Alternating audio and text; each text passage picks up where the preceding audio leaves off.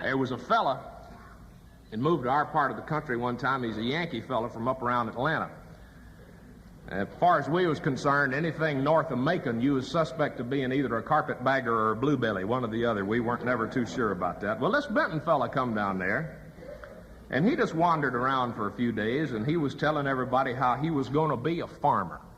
He finally decided it was time for him to be a real South Georgia dirt farmer, so he went down to the Rainbow Filling Station garage and grocery store, and he was talking to Mr. Bass Ferguson. And he and Mr. Bass talked for a little while, and he said, Mr. Bass, he said, what do I need to be a part of this community? He said, I really want to farm here. What do I have to buy to get into this community and start farming? Well, Bass thought about it for a minute. He said, well, said you're going to need a gee whiz. You're going to need a breaking plow. You're going to need a ground scratcher. You're going to need your stone boat, hoe, axe, rake. And if you want to be a shown-up South Georgia farmer, you got to get you one of them big red Georgia mules. So that Benton fella says, well, Mr. Bass, where can I get me one of them mules? How do I grow one? Bass Ferguson looked him right in the eye and says, well, you got to get you a mule egg or two and raise them for babies. And Benton says, well, where do I get me a mule egg? And Bass said, I ain't got any left. I sent all mine over to the Eggman in Savannah. Said, but you go on over to old Chicken Watson's place, that he just might have one or two mule eggs left.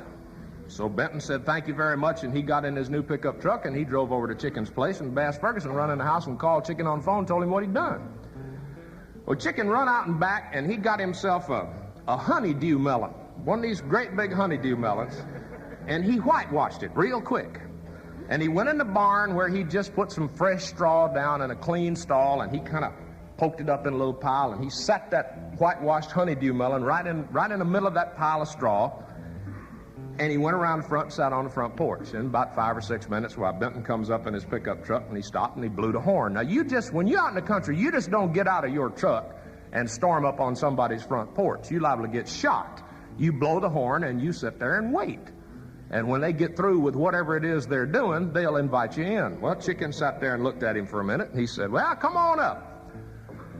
So Benton come in there, and he sat on the porch, and they talked about the weather, and they talked about the county fair, and they talked about the railroad moving the trestle, and had a nice talk. And finally, Benton decided he better just grab it by the horns, and he said, Mr. Watson, said Bass Ferguson sent me over here, said he told me that, said you might have a mule egg or two left.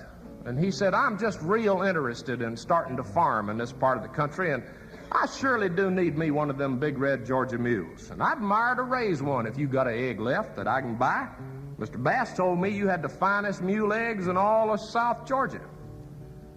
Chicken just sat there and looked at him for a minute, and he said, Mr. Benton, he said, you know, mule eggs are hard to come by.